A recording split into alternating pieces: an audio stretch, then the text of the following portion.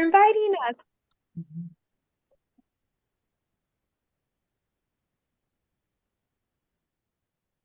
All right, Gia, I think we can get going. It looks like everybody's getting ready to join. Thank you guys for being here today. Welcome to the job search series.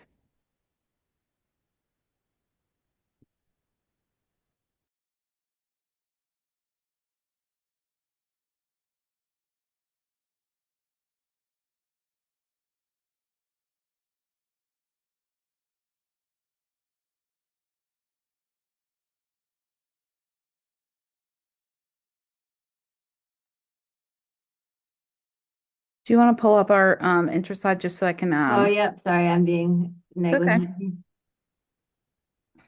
Thanks everybody for joining us today. Welcome to the job search series. We're really excited for a new part of our series this year. A very important discussion to be had. Many fellows ask the question, how do you become an attending? And so that is what we are going over today, the transition to the first job. I'm going to give props to Gia for finding the great memes um, because that's exactly what it's like feeling in charge and then all of a sudden feeling lost. So we wanted to help you figure this out. Do you guys see my presenter view or do you see my full screen? We see your normal screen, Oh, excellent. the good Okay, screen. perfect. Hmm. Um, this is just a reminder about the job search series in general. So please feel free to use the Q&A feature to submit any questions. And we, as Nicole just said, this is really meant for you guys. So we'll bring those up for our panelists. Um, And again, we're available for any questions or concerns that arise. We will record, and this will be available afterwards. So we'll just go ahead and have our panelists introduce themselves. Um, Anna Maria, do you want to go ahead? Yeah, sure. Hi, everyone. I'm Anna Marie Arias Shaw. I am a neonatologist over at CHOC, Children's Hospital of Orange County in Southern California. We're actually now known as Rady Children's Health in Orange because we did merge with Rady's. I did my residency out in Chicago. I was at John H. Stroger over there, and then I went over to fellowship at Baylor, Texas Children's, and completed my fellowship there. And left the state and came back to my home state of California. And I've been over at CHOC now my sixth year going in. And I'm heavily involved in sort of a hybrid type of job in which I'm Privademics. So technically we are hired in a private setting, but we do a lot of academic work, a lot of research, and I'm involved with the UCI trainees in their residency and fellowship program. So I'm happy to lend a little insight there. I from not only transitioning, but moving out of state and also navigating motherhood because I did have three children along the way and working as a full-time NEA. Happy to be here for you all. Lillian, go ahead. Hello, everyone. My name is Lillian Judiconda, and I am a neonatologist at Boston Medical Center. I did my MD and PhD at Vanderbilt University in Nashville, and then moved up to Boston in 2019, right before the COVID pandemic, and did a pediatrics residency here, and then Harvard neonatal perinatal fellowship here, and then started my faculty job just in August of 2025. So I'm not yet a year into this position. This is it was sort of a new position in terms of I did my fellowship was not at Boston Medical Center, but as a resident, I did spend some of my time at Boston Medical Center. So it was coming back to a place where I was somewhat familiar, but in a very different role as a neonatologist.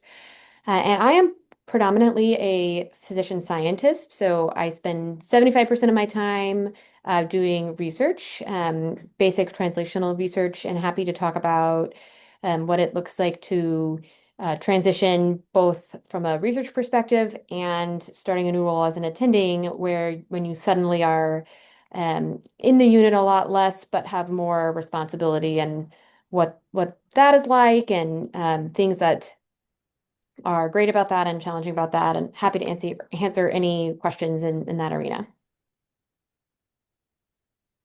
Nicole. Hi, everybody. Thank you so much for being here today. We're really excited to talk about all the different things that are so exciting about being an attending and try to make it a little bit less stressful for you because it is a really stressful time. I did my residency down in Augusta, Georgia, and then did my NEO fellowship at the University of Virginia in Charlottesville. I did transition places and started my first job in Baltimore for the University of Maryland Medical Center. And so I can definitely talk about taking on new roles, being in a new city, new place, because that was a big transition for me. I have learned and have taken on a lot of roles in my 2 years so far since being a fellow. Not only talking about things outside of the academic world, I am part of TCAN. I'm the TCAN education chair right now. So, kind of learning about transitioning and helping support others outside of the academic world. But I also have taken on some admin roles, including being a medical director at one of our community hospitals and doing more to try to help with the residency program. I became the NRP director. So, happy to talk about some ways to get into things that you're interested in to make sure that you feel like you're being a part of your new job. Ashley. Hi, I'm Ashley Osborne. I went to med school at WashU in St. Louis, and then I did both my PEDS residency and neonatology fellowship at CHOP. And then I took my first attending job at the Medical University of South Carolina in Charleston. So I also switched institutions, so I'm happy to talk about that transition. Um, I am an academic neonatologist, so I'm a full clinical FTE, and I'm also the director of the neonatal point of care ultrasound program here. And I am in almost completing my third year of being an attending, so still relatively new. But I'm really excited to be part of this panel and happy to chat more. Oh, the other thing, my husband is also a physician, so if people have questions about navigating that, because for the first time in our lives, there's no matching involved, I'm also happy to talk about that. Shruti. Hi everyone. Excuse my voice, I have a little bit of a sore throat. So I'm Shruti Patel. I went to med school at Ross University, and then was in like the Philly area for residency. Then I was at University of Maryland for my NICU fellowship. So actually my first year, as an attending, I did stay on, or actually for my first 2 years, I did stay on as an assistant professor at University of Maryland NICU. And then I had my daughter and she changed my entire life. So then I kind of changed roles to becoming just a clinical neonatologist out of academics. So still in the Maryland area, just kind of floating around. So happy to talk to anybody who is thinking about having a family and how that changes your entire life and your goals for yourself as a neo. So excited to be here and answer any questions. And then last but not least, Gia is here today working as our moderator, but also as a panel helper. So Gia, tell us all about yourself. So as she said, I'm Gia Yannikis. I am Lillian's co-fellow. Also born and raised in Boston, and then did most of my medical training in Philadelphia, but ultimately came back here for fellowship. And I did stay on. I'm a first year attending at Beth Israel in Boston, so did stay on at one of my fellowship institutions. I am primarily clinical, but do also have some academic responsibilities, mostly related to like palliative and end of life care, and then sort of antenatal consultation, as well as simulation education. So we're excited to talk to you today. And again, just a reminder that this is for you guys. So we're very flexible as questions arise. Um, but maybe just to get us all started, we can talk about, I think one thing, as I've spoken with many people who are transitioning into new attendinghood, that comes up is like a lot of sort of apprehension or fear of the unknown. And maybe if each of you could speak about what you were most afraid of going into your new attending role, and how you navigated that, how you found that to be in reality. Why don't we start with Ashley, if you're ready?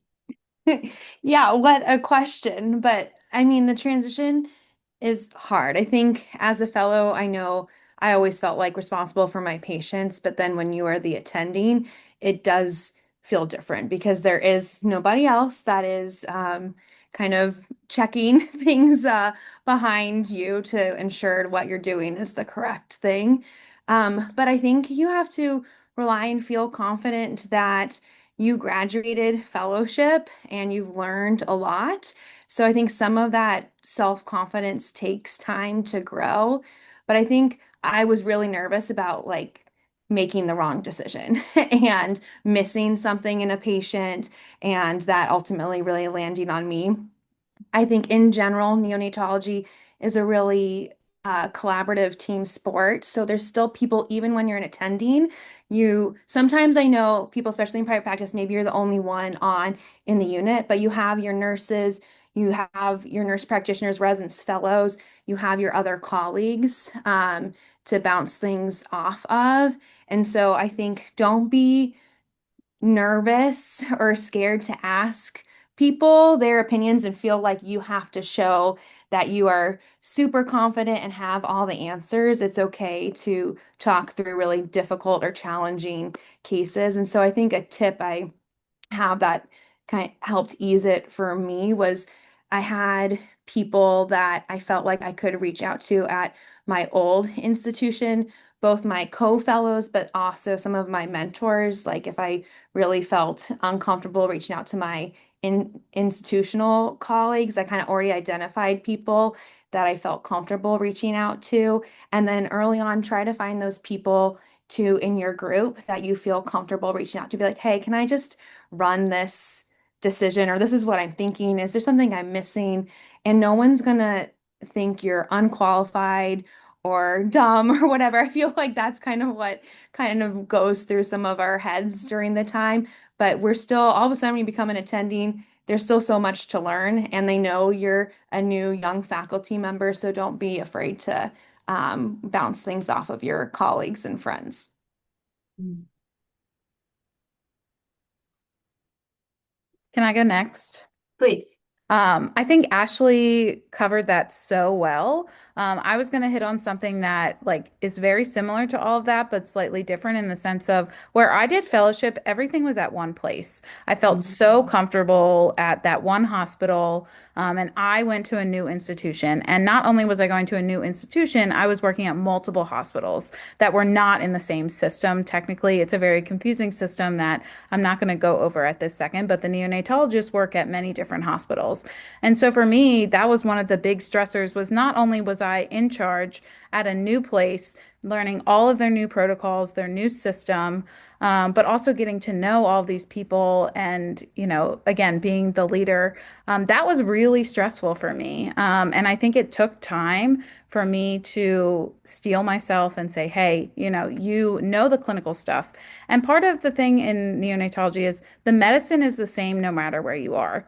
The hard part, to me at least, was figuring out the medicine at each place. So figuring out who do you contact for things, where are your protocols found, where are your guidelines? Oh, sorry. And that just Mhm. took time for me to figure that out. And part of it was talking with some of the early career faculty members who were in my group and say, hey, I'm stressed about this. I'm struggling, and this is new for me. So kind of connecting with the people who maybe are similar in your time frame of starting that early career, they totally get it. And it was really great to kind of start those connections early on to say, hey, what does this even mean? Like, how do you handle things at these different hospitals? So that was something that I was really worried about, but working with your team members made it better.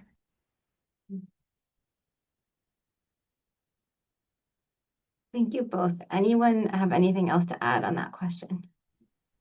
I will add just a little bit more. I think that everyone has their own areas where they think they're strong or less strong, and that's probably the thing you'll focus on, which may or may not turn out to be that important. Like, I think I'm not the world's best proceduralist, and I became very nervous about going to a unit where there weren't fellows, there weren't NPs, and knowing that, if there's a procedure that needs to be done, that, like I'll have to get it. And that was something that I thought a lot about. And then the funny thing about it is that the thing that's actually impacted my service time, or where that are things that have been harder transitions, have had nothing to do with that, because um it's been about things that I wasn't like worried or stressed about, that have actually been the bigger challenges, and some things that just I didn't think about. Like, I was used to working with RTs who were very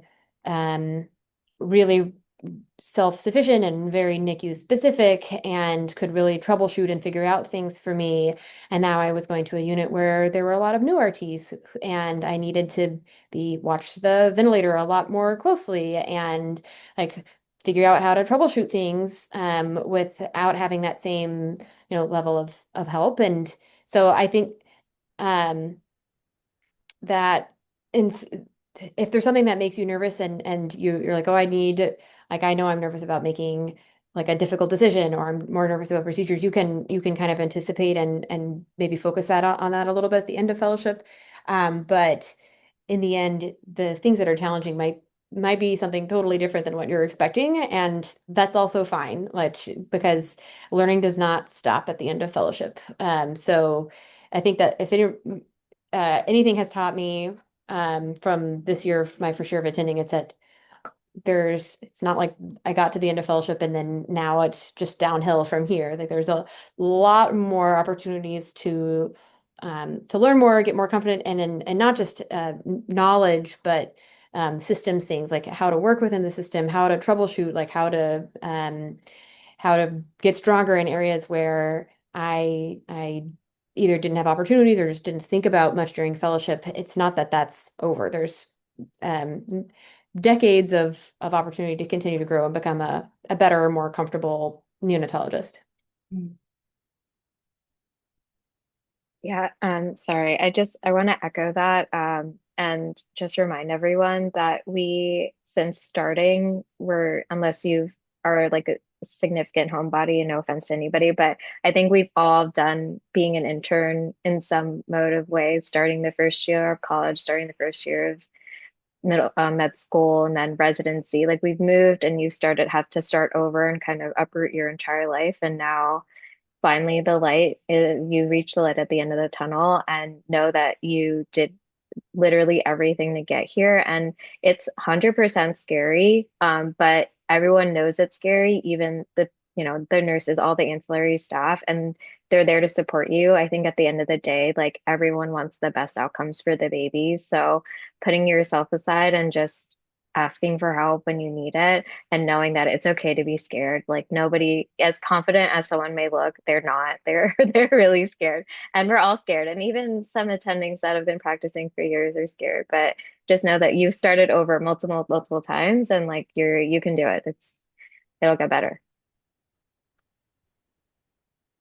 Yeah, I don't want to repeat all the beautiful things everyone had said. I was going to lend a different perspective.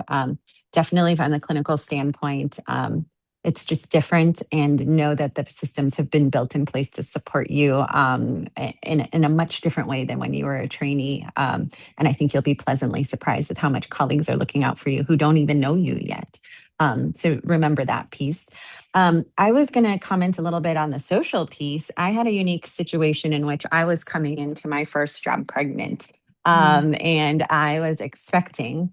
So I had a little bit of navigating a psychosocial piece in my head, that I needed to prove that I was going to put in my leg of work, that I wasn't going to complain, but like physically, I was actually navigating a pregnancy, and asking for eventual time off. So even if you're not pregnant, if, like, for those who maybe have a wedding in their family coming up, have a big, vacation they're trying to plan with their family, that I was scared to speak up and say, ah, gosh, when do I tell them that I need to go to this wedding? Or when do I need to tell them that I'm going on leave?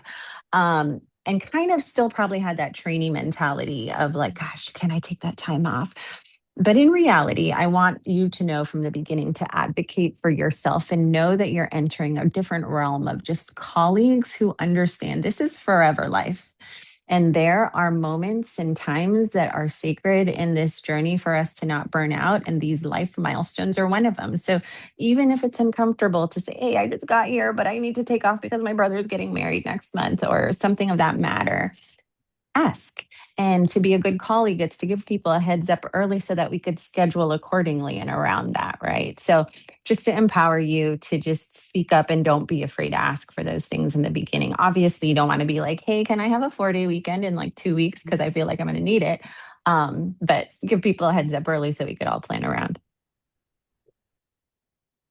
Thank you all for those reflections. I think a couple of things that came from what you said.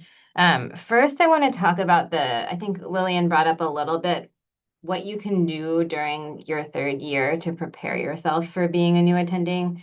So Lillian, you had started to reference like practicing procedures that are more difficult for you, anticipating that you'll be doing them independently. But are there other things that you found that helped you to feel more prepared? Or that you wish you had done during third year that would have been helpful? I think what would be useful is if you already have your job or if you're joining this and you're looking for your job to figure out what kind of unit protocols, guidelines your institution has. And if they don't have guidelines already existing, maybe really familiarize yourself with ones that you have at your institution and understanding, really taking that time of understanding the research behind why maybe your current institution has those to be able to bring.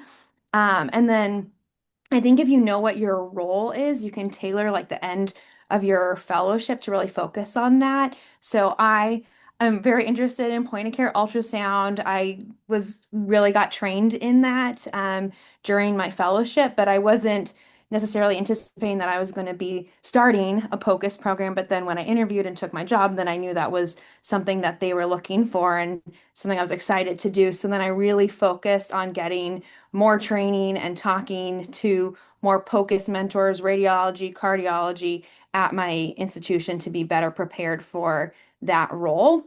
And then my final thought is not quite in fellowship, but I actually asked when I switched to institutions if I could shadow rounds or two attendings in the mornings. I mean, we all kind of know how rounds are, so I don't think you need to say for all rounds, but I joined two different of my now colleagues just in the morning to kind of see their workflow. And I got my Epic, set up with what ways that I needed to do that worked for them and kind of saw how it worked here, like what time they rounded, what they did before. And I feel like that really set me up for success because I'll say the workflow here was much different than I was used to as a fellow. And so I found that helpful. Mm.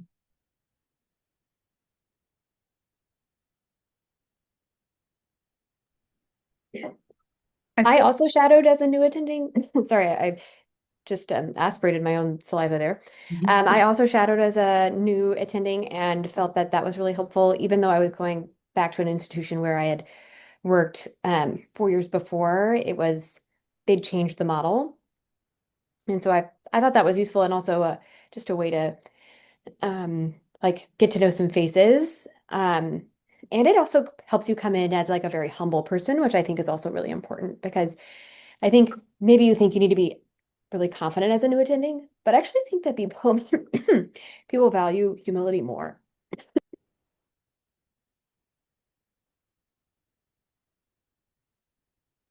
There one other thing I was going to say before I had my coughing fit, that I wish I had done a little bit more as a third year fellow was really strengthen connections in different for people who had different strengths because um, when you start as an attending, there's so much that happens from like sending a text message or making a phone call, and whether that's in your own institution, like a consultant, or it's just asking someone that you know who has a special interest in like particular pathology. And I had saved, some phone numbers from people that I'd worked with. And I have used those a lot more than I thought I would. And I think that I could have even done a better job of kind of building outside of my institution networks to call on when, a situation arises that's a little unusual for your unit.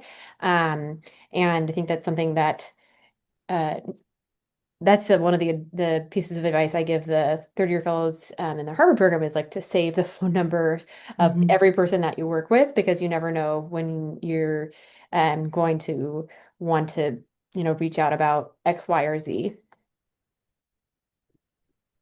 I'll jump on and agree with everything that everybody has said so far.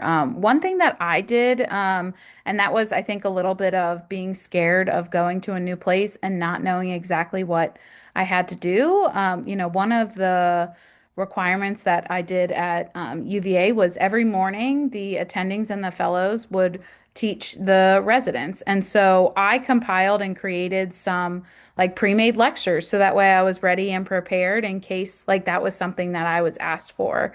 And now that I am post boards and happy to be done studying, I think doing a little bit of a reminder of pathophysiology was really helpful at the end because I think that was really stressful. All of a sudden, like you've been teaching on rounds when you're, doing your time as a fellow, but then as an attending, man, these residents really ask tough questions sometimes. And so I think doing a reminder that started making me feel a little bit better of, okay, yes, I do feel like I know some things and, you can do some good teaching with them. And that just made me feel a little bit better.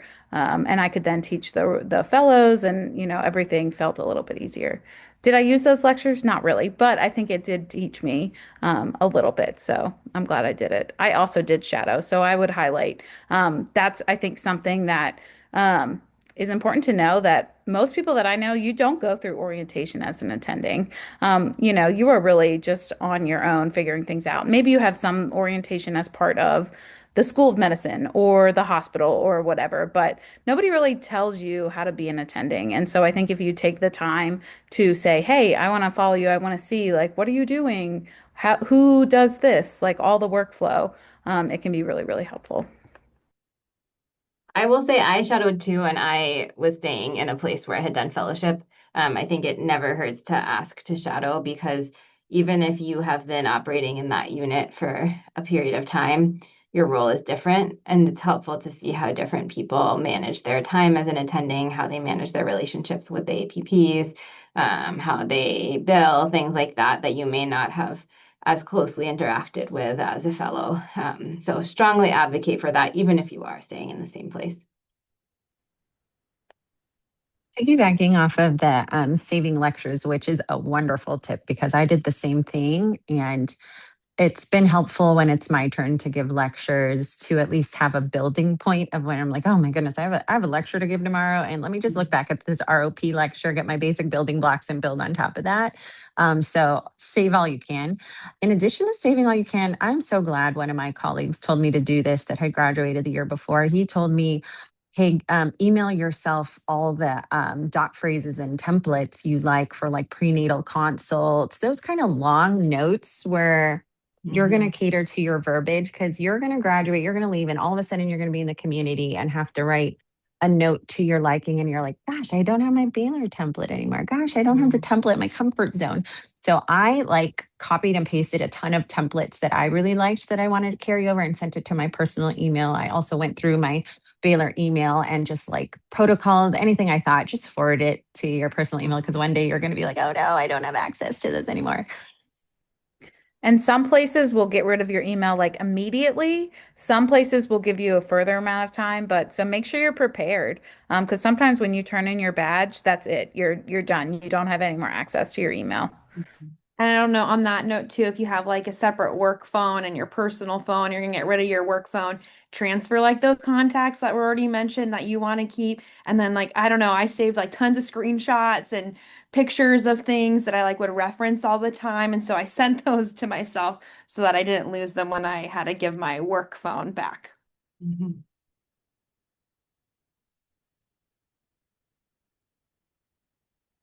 Um, let's talk a little bit more um, about so we've talked a lot about the clinical transition and sort of the fears and some of the tools that people use to make the clinical transition.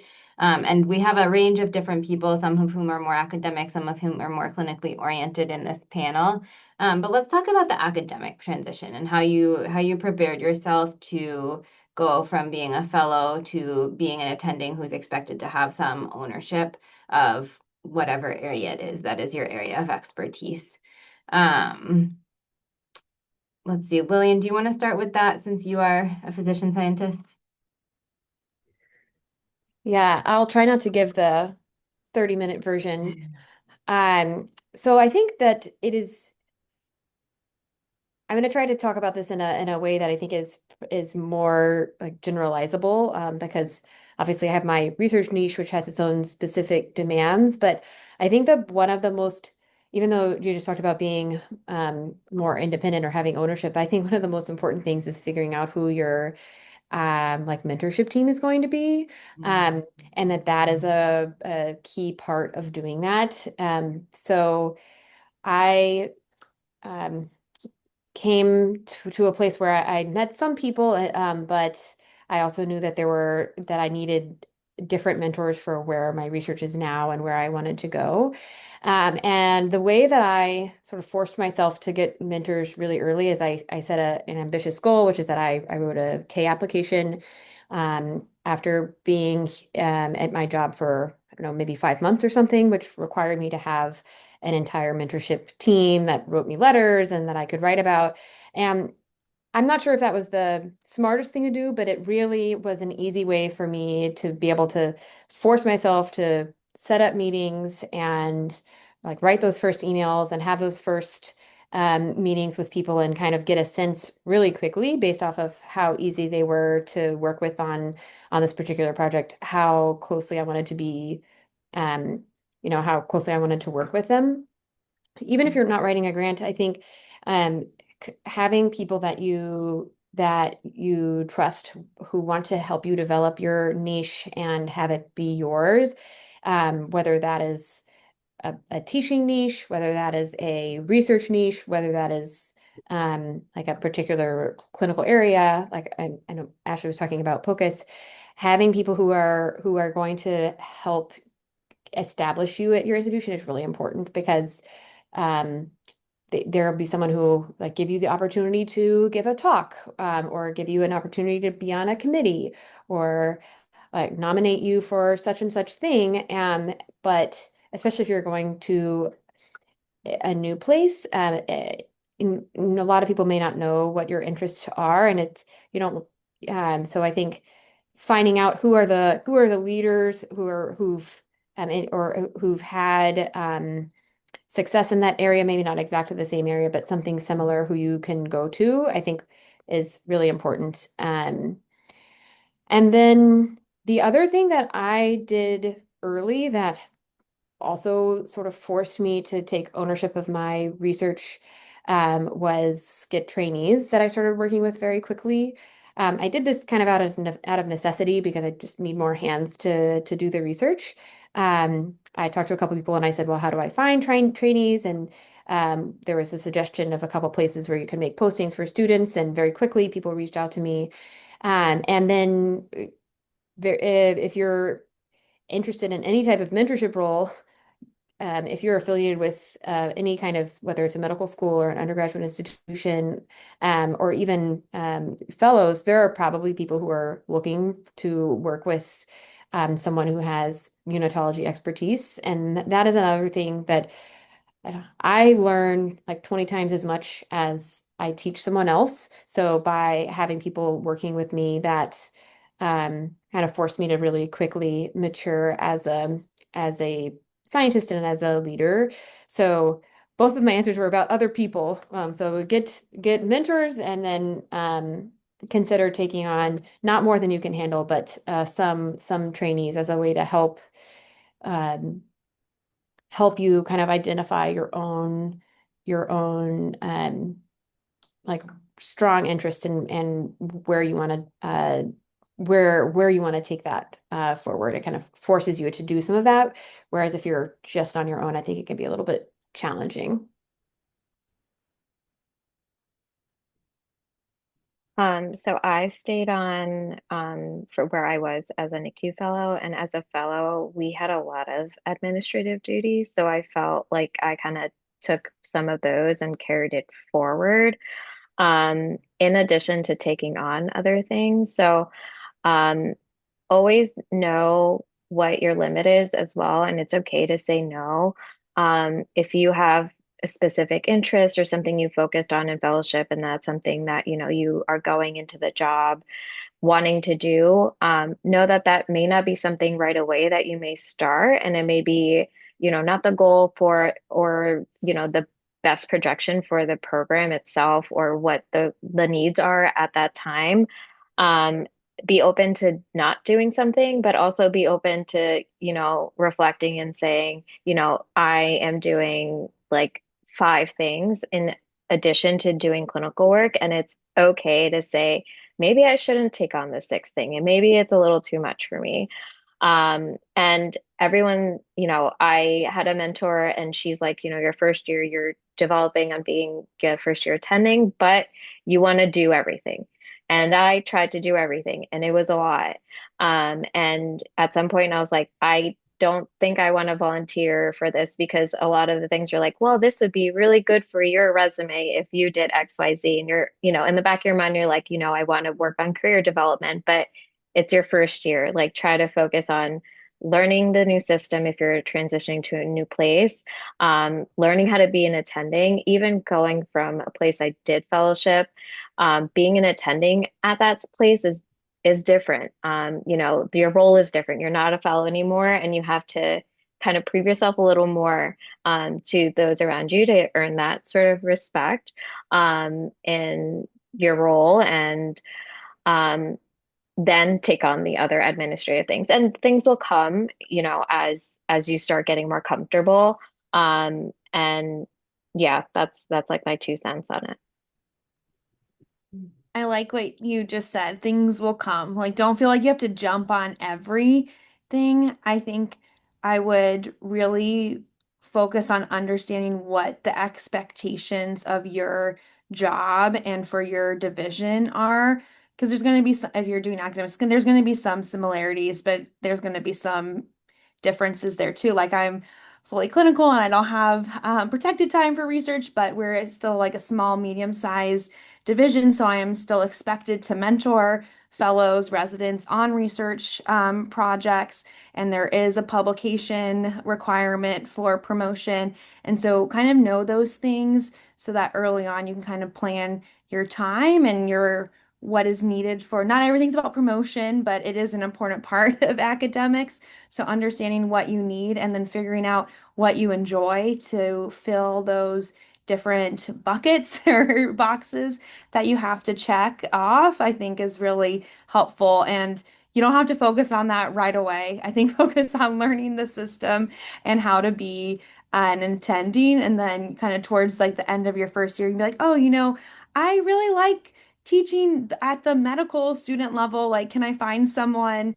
who is connected with a medical student so that I can give a lecture on peds or neonatology, to find those extra opportunities that you're interested in.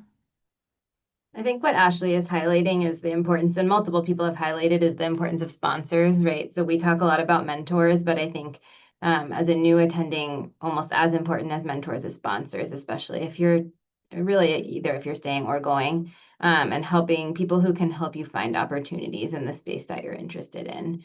Um, and so, can people speak about how you find those people? Like, how do you identify the people who will be in your corner and will help you access opportunities? I'll start with this because this was honestly something I really struggled with, going to a new institution where I really didn't know anybody. And I really struggled to try to find people who were interested in the things that I was interested in. And so one thing I did was, I was interested in more the medical education, GME, all of that. And so I did. I needed to go out of my division. I needed to go out of my Department of Peds as well. And so that was where I really started learning about the benefit of looking at your whole system and seeing who is a part of your whole program and using those resources and those people around you. I am lucky. I'm part of a school of medicine. So let me talk to people who are in GME on the, medicine side or the EM side. And, that was a great way for me to start connecting with people is, I looked at who was in the upper levels of GME and who can I get connected to. And starting with some of your more senior members of your own division or department can be a great way because if they've been there a long time, they can say, hey, maybe you should connect with this person. And so I was able to get many connections that way just by starting with, one more senior person and kind of going outside of my division. I 100% and 1,000% agree with this. It's good to start, as always, your division chief is going to be a great resource in the beginning to point you in the right direction.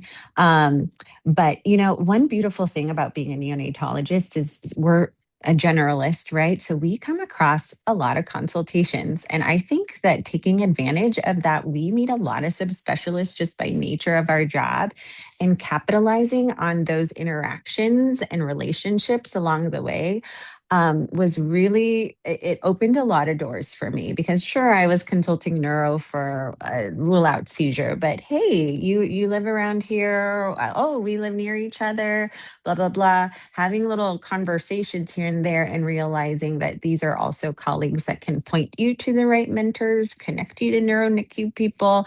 um, it eventually led me into a role of actually becoming the chair of our junior faculty committee for our hospital, because I was able to forge relationships across the way. And it brought together my love for previously, when I was a fellow, I was heavily involved in TCAN and organizing and bringing groups together and education.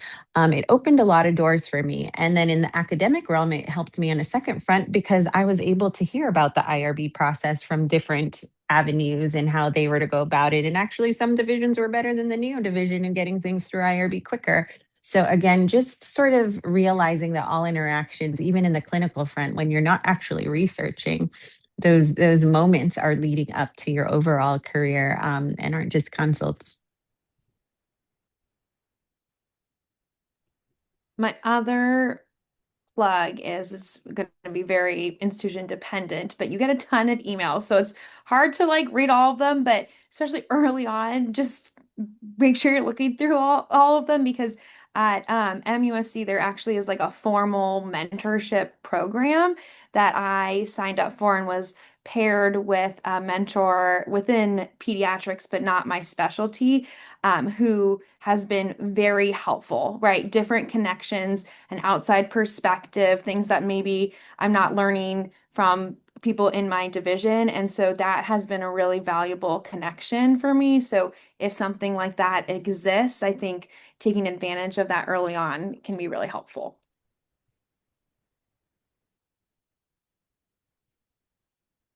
Something else that I want to bring up that's a little bit related to what we've been talking about is balancing expectations with interest. So, Nicole, I know you and I have talked about this a decent amount, so maybe you can start. But when you start as a new attending, you're coming in, you're this exciting new person, and people will, ask you to do things. And then you also have your own interests that you want to be sure that you carve out. So, how do you balance sort of meeting the expectations of your like division chief and your leaders, and then also like protecting the time to develop your own space and your own niche in your area of interest? What a difficult question, Gia. I'll be I don't honest. think we have all the answers, but how have you navigated? Because it's true. I kind of will jump off what Shruti said in that you come in really excited. You're like, I want to help this division. I want to do things. I want to, be a big supporter. And it's really hard because you start saying yes, yes, yes. And you're like, hey, maybe I could find interest in this. Maybe I could do this.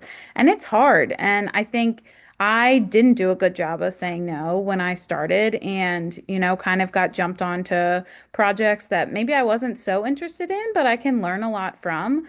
And I think part of the goodness of that can be showing your boss, your leader, your division that, hey, you're part of this division, you are doing really good things. But I think that you have to continue to show the interest that you have. And part of the way that I was able to do that is, again, I really like education, and there wasn't really a lot of education that I could do in my own division as much.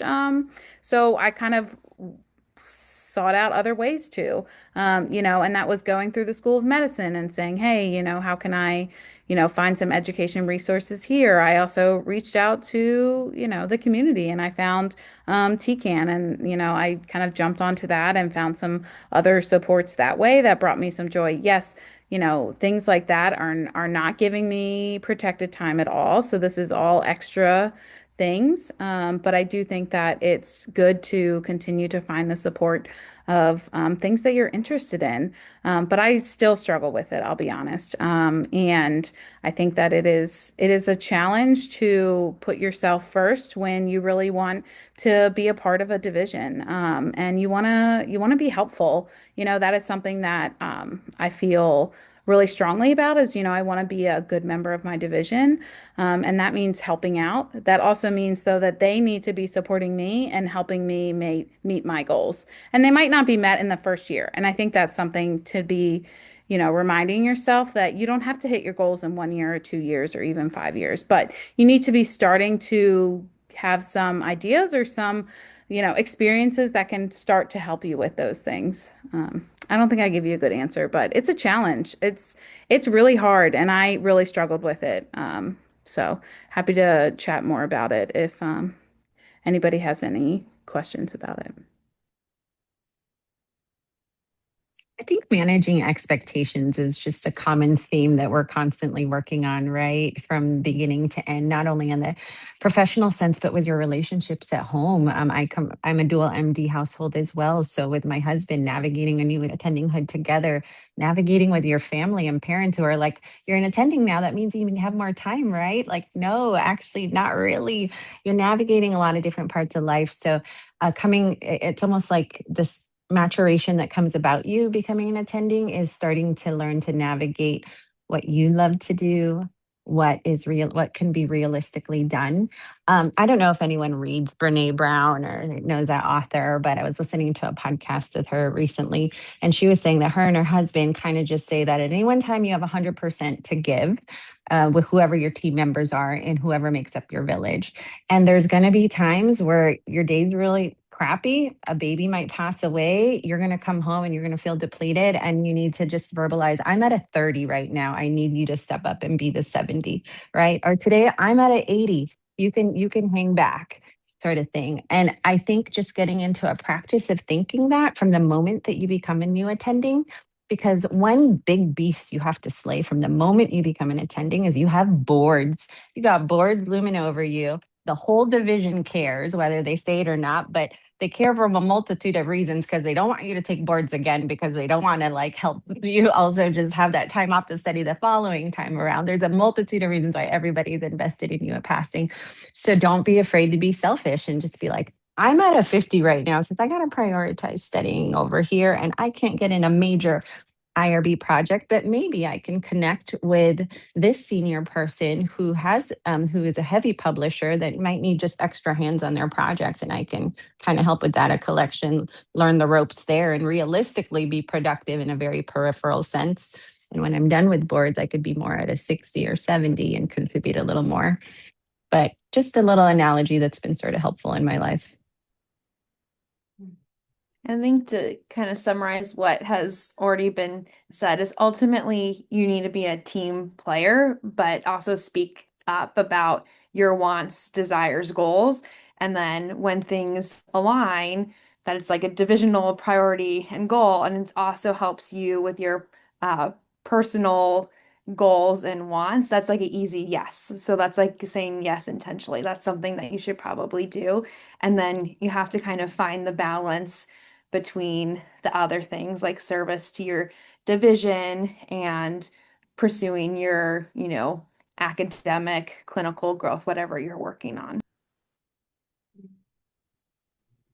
And since this is part of the job search webinar, I think that this question is actually one that maybe you don't think about as much when you're picking your job. Like you think about whatever, like your service, what's the FTE, and the location and compensation and stuff like that that matters. But I think thinking about how am I going to have the opportunity to pursue the things that I am really passionate about, and or is that going to be a challenge, or is the person that they're looking for like not really me? That might sound like how do you know that? But I think the thing that's probably um, that helped me pick the job that I took that I've been really happy about is that I knew that that they were hiring me to be me, and not to be um, like a version of me that I could try to be, but didn't feel genuine. And that has made it, I haven't had a lot of, I don't think I've had a lot of pressure to do things that are outside of what I really care about, but I've also had a lot of opportunities to do things that I do care about that would not be the right fit for, some other person. And so it was a good fit of what they were looking for and what I wanted to do. And so when you're considering, of course, you may not, sometimes you just take the job that fits your family. I know that that's oftentimes, the major consideration, or, things like that. But if you're having trouble deciding, I would say think about your passions and whether that's a fit for for your for the position versus, you'll have to find another way to fulfill them, or you'll need to fill a niche that's not exactly right for you. I would echo that with just a slightly different framing, which is when I was looking at jobs, there were two jobs that I was looking at in the same geographic area. And in one, the person who was doing a lot of the things that I was interested in is more towards like the end of their career. And so thinking about transitioning off of doing those things. And in the other, there were like three people in line ahead of me to do the things that I was most interested in. And so that's just like, again, as Lillian said, there will be many considerations with your job, and sometimes you just take the job that makes the most sense for your life, and that is like absolutely an appropriate thing to do. And also sometimes you have the opportunity to say, like, where will there be the most space for me to grow and to do the things I want? And so I think that that is related to what Lillian was saying, which is one, will they value me for me? And two, is there space for me to be me and like grow into like leadership or like develop those interests in a way that this will like become my niche? Because really in most, and we're really like in the academic space here, in most academic groups, they want like each individual person to have some sort of niche. And so just thinking about how you might be able to fill one and if that space exists for you. Any other thoughts there about the academic transition? Things that we haven't touched on yet.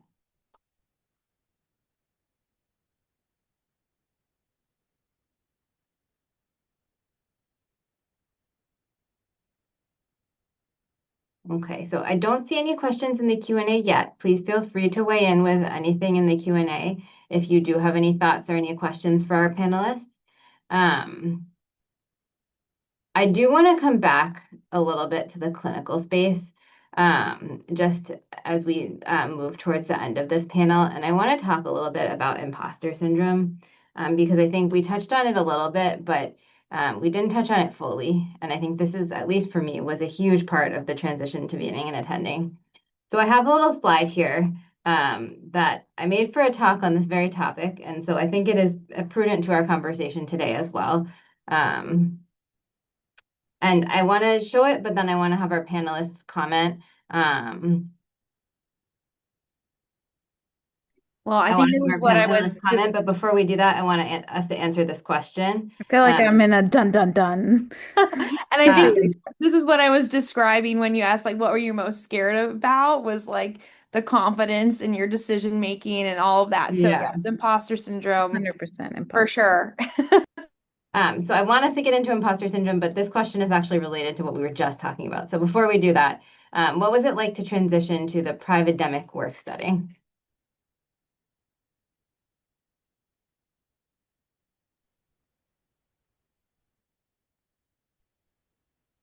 Sorry, was this in the chat box or Yes, was it's this in in the? the Q&A box, and I think it's Okay. primarily for you. So what was it Yeah, like yeah. to transition to What a was it like in private? the private setting? Yeah, it was an adjustment coming from a very heavy academic place. And to be honest, when I interviewed for my jobs, to be completely transparent, I was certain I was going to go academic. And this was the one private interview I did. And I ended up choosing this.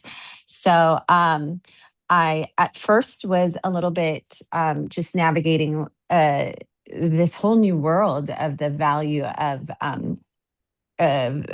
behind your clinical workspace, and everybody sort of having a different focus in the lens of that it's not just about your productivity and your research month and what you're doing in that time. It was about the actual clinical work you're doing, and then coming in with this imposter syndrome, right, where this is relevant, where everyone's lens was sort of focused on how is she doing? How is she managing that 23-weeker that walked in the door, the ECMO patient?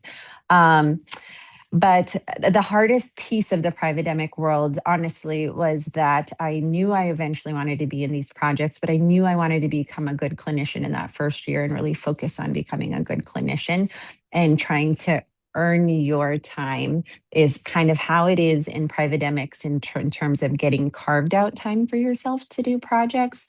So how was I going to do that when I was focusing on my clinical self and studying for boards? Um, and so I think it comes back to what we've been saying and sort of forging and finding those relationships and the key relationships, right? And to not be afraid to advocate for yourself in that round and asking key questions to just say who's pretty academically productive in our group, who's been researching, who's in big QI groups. That was probably the way to advocate for myself. The second was in the private world. Also being mindful of your breaks because it is clinically heavy and you get PTO days. And I think as a trainee, you get in your mind to not ask for time off, but in reality, you need time off. So I didn't realize that a lot of senior members would put a PTO day every day that was built into their month so that they have that reprieve to get your appointments done, go to the dentist, do whatever you need to do. And so I was kind of working a ton there in the beginning and I felt a little tired. And then it didn't dawn on me till later that, hey, I kind of have more control of my schedule than when I was a trainee and I can just carve out this time. And once I found that and broke through there, I realized I had a lot more control of my life than I did and could navigate my goals and what I wanted to do in my interests. Thank you for sharing that. So let's talk about imposter syndrome. And I do think there's a question in the chat that I do think is related to that topic. 1 second, I'm just trying to share. So I just want to the purpose here is just to come back to it comes back a little bit to the question of fears because I do think a lot of these fears are imposter syndrome. But these are just some of the things that run through mine and my co-fellows' heads as we were transitioning to new attending. And the goal here is to normalize, right? So that's why I led with that question, and that's why we're coming back to it now, is to normalize the fact that it's we all have these fears. And I want us to, as we move towards the end of this panel, just talk about how we deal with that. So one thing that came to my mind was how will I be decisive and confident in my decisions when I feel like I barely know what I'm doing? What if I'm the only one there or the last one in line and I can't intubate? Lillian said this earlier. What if I'm alone at the level 2? So many of us rotate at level 2s in addition to the level 3s that we work at where we have more resources and a really small or really sick patient comes in and it's just you. How will I lead a team of NPs who have been doing this since before I was born? Right. So I literally work with an NP in my job who's been doing this for 35 years. So how do you lead a person like that, right? When it's your job to lead the team. And this gets at the question in the chat, how will the team respect me as the attending when they barely know me? And how will I navigate those relationships? Will the family think I'm too young to be the boss? I think especially as women, many of us are women, and especially as women, this is something we come up against. And this is just an example of many clinical scenarios I've heard people worry about. But how will I make the call the first time I have to end an unsuccessful code? And so again, this comes back to where we started, which is how this is all imposter syndrome, right? This is all the belief that we don't know what we're doing because it's natural for us in these big transitions. And so as just sort of our parting thoughts, and we can touch on the question in the chat as well, how do you navigate this? And is there anything else that you want to leave people with as they move towards this transition. And just to touch on the question in the chat as well, it's basically about navigating the we don't do that here or we do things differently here culture when you come to a new place and when you're in an environment that's not familiar to you. I guess I'll start with that first one because I did go to a new institution that honestly did things pretty different from where I was and did fellowship. And um, I think it was really important for me to kind of sit on my hands a little bit and, learn the system. I think hopefully all of the fellows on this call and anybody who's listening to this afterwards in a recording understands that there really are very few absolutes in neonatology. There are lots of different ways to practice, and I think we all have the same similar thoughts of, things like helping to improve our lung growth or helping to prevent BPD or, the use of caffeine or, but there are no real absolutes. Like you have to do this or you should never do this. And so I think being understanding that a place or culture might be different from what you're expecting, you might need to be okay with saying, okay, let me learn what they're doing. And maybe be that person who just says, okay, like I will continue to do what the culture is. And if there's something you really don't like, then think of ways maybe to bring it up in different settings. Like, let's see a journal club, maybe talk about, oh, this newer article came out about, using bubble CPAP and how beneficial it is. And, or, doing prolonged caffeine. And maybe it's okay to not stop caffeine just automatically at 34 weeks. Or, there's so many different small things that people do differently. And so I think sometimes you have to say, hey, maybe I didn't do this like this, in my training. And maybe that's okay. There's some certain things that I'd say absolutely not. Like, oh, you don't put lines in a 26-weeker. No, like I think I'm going to make sure that we do that. But, there are a lot of things you can say, hey, this probably isn't going to hurt my patient. It might not be the way that I learned it, but let me see how things go and kind of work through that. And as you start feeling more confident and also the people around you understand where you're coming from, especially if you have to do a lot of educating your staff and saying, hey, I feel really, really confident about, caffeine being a very effective medicine, and I also use it as a diuretic. So I'm actually going to keep it on past this 34 weeks. And, it's okay. I understand that, this isn't how we do it, but these are the reasons why I'm doing this. And I think that really goes a long way to instead of just saying, hey, this is how I do it. You have to do it. It's more about kind of educating and talking with the team. But probably don't do that your first week or even your first couple months would be my advice to people. Yes, I would try to avoid saying, "Oh, like when I was a fellow or here we did this." I mean, once in a while or if people ask you, I think that is fine, but I think what Nicole said really kind of incorporate yourself into the culture and the guidelines that have been agreed upon of your current unit. And then I alluded to this earlier, but then I mean, I learned a lot because I learned most of the things were very similar, I would say, to where I did my training, but some things were different, and it really forced me to go back and like look at the literature and what research was out there to say, oh, there's really no research like either way.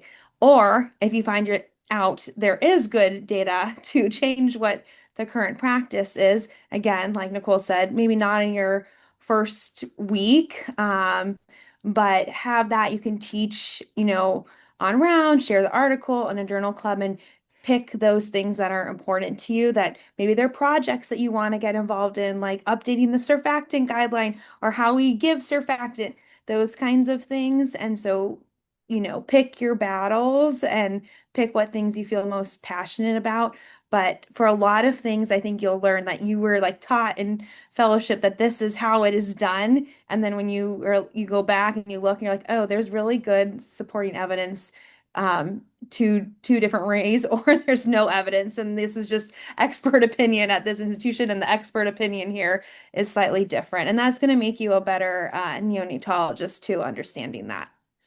And I think remembering that do no harm is, what we kind of live by. And some battles are really just, there's not worth it. If someone wants to get labs on a baby and it's just a Billy and you don't really want it, but they just want it for peace of mind, it's okay. But if they want to get like 3 mLs of blood on, a 25 weeker for no reason, then yeah, maybe fight the battle. But it's a lot of battle fighting. And I feel like everything you had on that slide, Gia, is like what you're like in my head when I'm at work. And I think that's I don't know if it ever goes away. Not that I'm like a seasoned attending, but I thought, after the first year, it just like poof out of my head. But, like it does get better. I feel like the questions are not less loud and they're smaller, but I think just, giving time and also knowing this is the evidence for certain things, but also the evidence is always changing. I feel like things that people were doing way back when is not okay to do now, but they're still doing it. And just kind of revisiting it and being that new face, not a new annoying face, but someone new to kind of just introduce something that might be more beneficial to help outcomes and kind of pose it in a very PC thing like this is supposed to help the outcomes of our unit and make it in benefit for everybody. So um you're learning a lot, and I think people also know you're coming from a good place. So, don't afraid to be yourself, but also, we got to be a little PC sometimes, and I think definitely PCs are culture now. So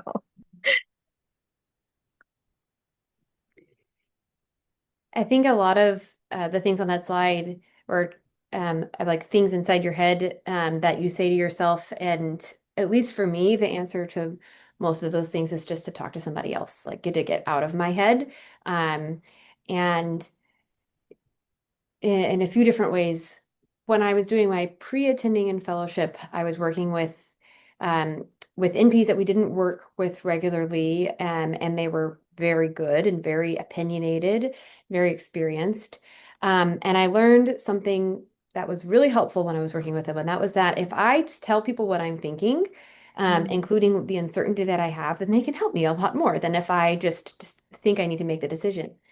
And I found that very helpful this year because whether I'm working with residents or the during sign out to the night attending or talking to the charge nurse, if I share some of my uncertainty about like a tough decision, not to be like wishy-washy about everything, but if there's something where there's some ambiguity and or there's discomfort in the unit, people have a different opinion about whether a patient should be going towards more comfort measures, and the family's not there, or um, if I don't know, there's like a really sick baby and you've tried all these different medications and their blood pressure is still low, and I think that sometimes just being open that I'm considering these things, and I think that this is what I'm going to try, but I'm not 100%.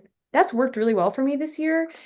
Um, and then the other thing is so that's asking on your unit, but I have a um, WhatsApp group with my co-fellows that gets a lot of where I get a lot of second opinions. I have a medical director that I call for second opinions when I'm stuck. And so I guess I don't often feel like I'm truly the end of the line. Like there's always someone to ask and someone who can help me.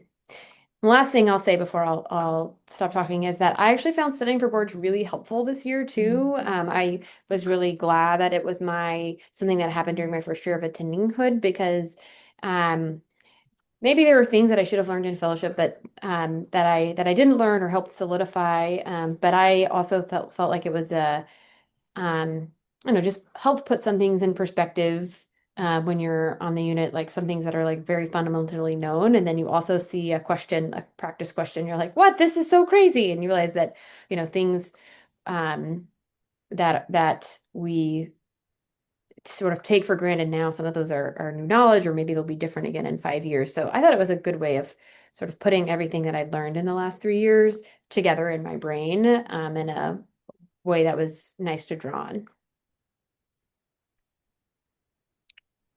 I love everyone's beautiful reflections. I guess just to point out maybe some other things, I would probably point out, or my last thoughts would be a little bit about as you navigate that sort of imposter syndrome, to remind you that what people are looking for is not to know everything. They're looking for your leadership.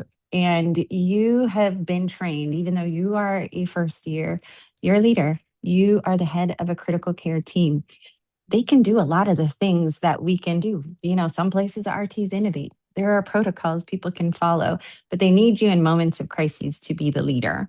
And maybe you don't know the answer, but it is, just showing that you're stepping up and you will provide guidance is to them being the successful neonatologist. They're not as much counting how many intubations you do, or like if you got the line in the first time and all of that. What they're looking at is, gosh, in this code, did she show humanism? Did he or she show humanism? Afterwards, being the leader and checking in with the team and saying, hey, can we carve out a time to debrief? Even if it's your first day on the job. I had a death like 2 weeks in, and it was devastating to all. And to just come into my shoes and say, gosh, I'm the leader now. I don't have an attending. I'm the one who needs to make sure everyone on this ship is mentally okay. And those are the moments where you shine through that you're an attending now. You are not the trainee. You are concerned about everyone on the team. So again, it comes down to interactions more than every piece of information. And when I don't know something, when I'm questioning ECMO, I have a ton of resources out there, but I know to make that call. I know to say, hey, let's triage here and keep everyone in the loop of what I'm doing. And being a leader sometimes is like, hey, I'm on the phone with the surgeon right now. Keep doing that, this and this and this. And as long as people know your mental thought process and feel like you are acknowledging you're taking command here, you're probably not an imposter at all. You're doing your thing. I wish I could just record you. That was like such a beautiful statement. I feel like it was just such a beautiful encapsulation of the sentiment. I think that actually We're gets gonna at have the, to oh, go we're gonna have ahead. to make that a reel or something. That was Right? so good. Yeah, it's beautiful. It actually perfectly, I think, encapsulated the question in the chat too, which others can weigh in as well. But the question in the chat was about, for those of you who stayed in the same institution as an attending after fellowship, how to navigate that transition, especially if you maybe looked at as a fellow by co-fellows, attendings, RNs. And I will just say quickly myself, I think that is exactly what you just said, is exactly how you make that transition, is by stepping into that leadership role and sort of embodying that role as a leader.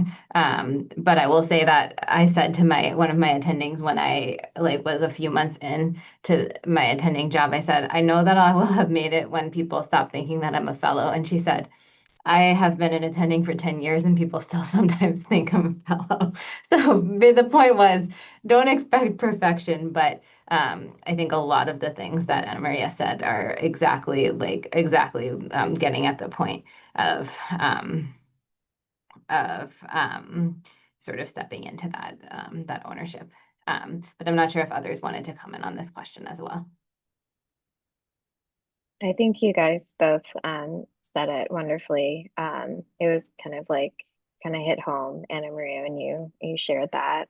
But yeah, I think it's not going to happen the first day or the first week or the first few months or 10 years down the line, but give it time and know that that even if they call you, Dr. Patel, the fellow, to a family, they don't mean it. It's something, that you were. Honestly, fellowship was like the best 3 years of my life. So that's a compliment to me.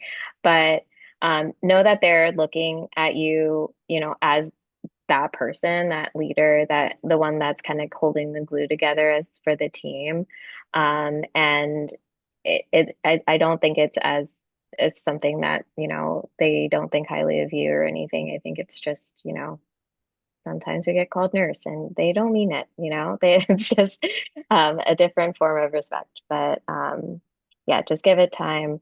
I think my transition out from being at the same institution definitely, is I am treated differently because I'm not the fellow anymore, but I'm still a younger attending. And I think that still is something that, you need to kind of prove to the team and prove to yourself that, you can be the leader and you can keep it together in hard times. Hmm. I think we'll move towards wrapping up. Thank you guys all so much for being so honest and open with all of our attendees today. I just want to finish with my favorite meme. I promised that I would show it by the end. And this comes back, I think, to something Lillian was saying, which is you never really are alone. So this meme is about the horrifying moment when you are looking for an attending, but you realize you are an attending. So you look for the smarter attending, someone successfully attending, the attendee or attending, right? And that's the person you call in the middle of the night. You want to know who those people are because they are still there. It's just it looks a little bit different than when you are a fellow. So with that said, we'll just do a quick sneak peek of our upcoming job search series sessions. So our next one is actually in 6 days, but 7 days, 7 days, academic practice job search. And then the next scheduled one is about job transitions in the early career. So people transitioning from their first job into another job. That will be in August. We have a couple more that are still yet to be scheduled, but the registration links are here if you want to scan this QR code. And then we'll also be in our newsflash and on social media as well. And then just to wrap up, we will upload the video for this to the TCAN YouTube. So if you want to go back and reference it. And then we also would love feedback. So if you can scan this QR code and give us feedback, this was a new session this year. And so we definitely would love any suggestions for how to improve it or if we should continue to do it in coming years. But thank you again to our panelists. I think this was, thank you again for being so honest and open and for sharing your experiences. We really appreciate your time. Awesome. Thanks, everybody. Thank you. Bye.